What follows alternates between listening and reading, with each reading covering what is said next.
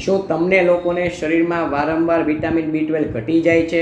તમે શું માત્ર શાકાહારી જ ભોજન કરો છો અને તમને લોકોને ઇન્જેક્શનોનો કોર્સ કરાવવામાં આવે છે વિટામિન B12ના કે વિટામિન B12ની ગોળીઓનો કોર્સ કરાવવામાં આવે છે, છતાં પણ તમને B12 ઘટી જતું હોય તો આ વિડીયો તમારે અંત સુધી જોવાનો છે, કારણ કે આ વિડીયો જોયા પછી તમને એક એવો સરસ મજાનો પ્રયોગ સૂચવવાનો છું કે તમને B12 ઘટવાની પરિસ્થિતિ ક્યારેય ઊભી નહીં થાય.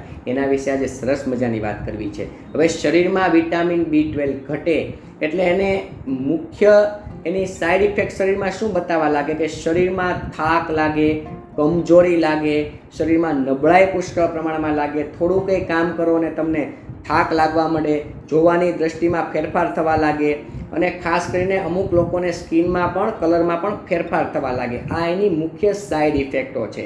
પરંતુ વધારે માત્રામાં તમે આ સાઈડ ઇફેક્ટ ચલાવો તો શરીરમાં ગંભીર રોગો પણ આવી શકે છે. એટલે વિટામિન B12 શરીરમાં ક્યારેય ઘટવું ન જોઈએ.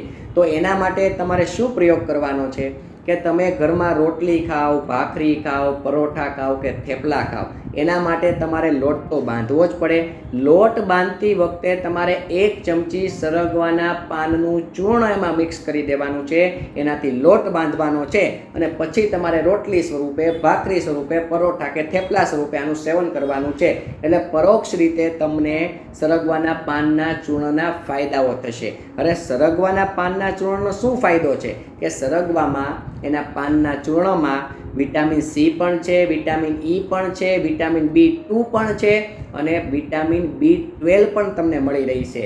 આ સાથે તમને અન્ય શું ફાયદાઓ થશે કે વિટામિન B12ની પૂર્તતા તો થશે, સાથે તમને થાક લાગતો બંધ થઈ જાય છે, કારણ કે એમાં વિટામિન C, વિટામિન B2 અને વિટામિન B12 ત્રણેય એમાંથી મળી રહે એટલે થાક લાગતો બંધ થઈ જાય છે. જે લોકો સરગવાનું સેવન કોઈને કોઈ રીતે કરતા હશે, જેમ કે સરગવાની શીંગનું શાક બને, સરગવાની શીંગનો પાવડર પણ બને, સરગવાના પાનનું ચૂર્ણ પણ બને કે સરગવાનું સૂપ પણ બને, એ લોકોને ક્યારેય હાડકાઓ નબળા પડતા નથી. શરીરમાં રોગ પ્રતિકારક શક્તિ એની હંમેશા મજબૂત રહે છે. એટલે એ લોકોને ઋતુજન્ય કોઈ પણ રોગો છે, વાયરલ ઇન્ફેક્શન, બેક્ટેરિયલ ઇન્ફેક્શન છે, એ લોકોના શરીરમાં થવાના ચાન્સ ઓછા થઈ જાય છે. એટલે આપણે આનું સેવન કરવું જોઈએ. જ્યારે પણ સરગવાના પાનનું ચૂર્ણ પ્રાપ્ત થાય, બજારોમાં મળે, આયુર્વેદિક સ્ટોર પણ મળે, તો આપણે એનું સેવન B12 ઘટતું હોય તો ભૂલ્યા વગર કરવું જોઈએ. અને જે લોકો શાકાહારી છે એ લોકોએ તો ખાસ આનો પ્રયોગ કરવાનો છે. આ સાથે જે લોકોને વિટામિન B12 ઘટતું હોય એ લોકો અન્ય પણ પ્રયોગ કરી શકે છે, જેમ કે દહીં. દહીંમાં પુષ્કળ પ્રમાણમાં વિટામિન B12 તમને મળી રહી છે.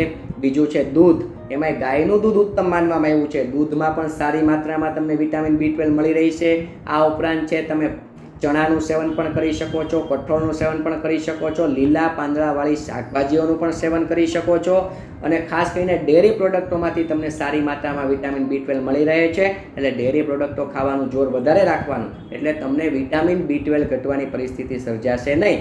પરિણામે તમારે વારંવાર ઇન્જેક્શનો લેવા પડતા હશે કે વિટામિન B12ની ગોળીઓ લેવી પડતી હશે, એમાંથી તમને કાયમી ધોરણે છુટકારો મળી રહી છે. અમુક લોકો એવું કહે છે કે વિટામિન B12 માત્ર નોનવેજમાંથી જ મળે છે. આ વાતને આપણે તદ્દન સાચી જ છે એવું ન કહી શકાય, કારણ કે વિટામિન B12 શાકાહારી ભોજનમાંથી પણ ધીરે ધીરે તમને પ્રાપ્ત થઈ શકે છે. આપ સૌને મારા પ્રણામ. જય ધન્વંતરી.